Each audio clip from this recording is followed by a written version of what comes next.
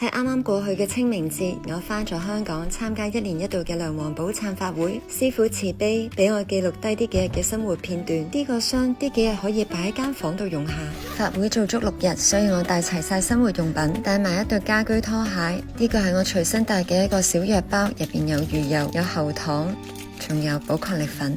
做法會人多，所以一定會戴口罩，仲會帶一啲一次性嘅浴巾，仲帶咗一個輕便嘅風筒。住嘅地方就好似我哋個心咁，一定要時刻打掃乾淨，唔可以俾啲灰越積越厚。冷氣機都唔可以放過。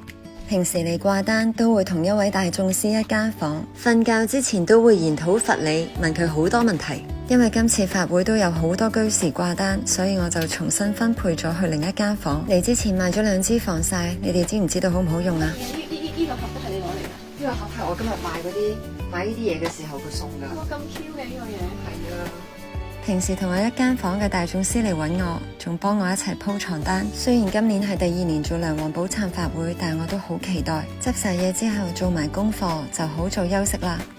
喺禪寺嘅每一日都唔需要化妝，我見人之前只需要5分鐘，攞住件袍衣就去做早課。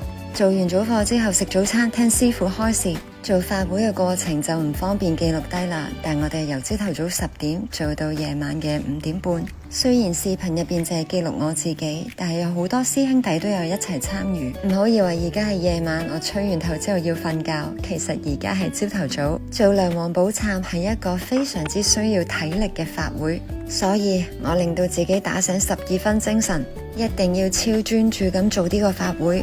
當年梁武帝嘅愛妻因為嫉妒之心做咗好多嘅惡業，死咗之後變成一條巨蟒。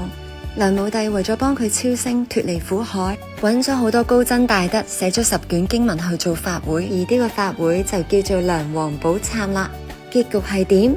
當然係一個 good ending 啦。飯堂打板啦，要去食飯啦。呢個炒麵真係超級好食，唔好以為食素會瘦啊。每年嘅清明節都會橫風橫雨，今年都唔例外。6日嘅時間過得飛快，呢個清明假期真係獲益良多啊！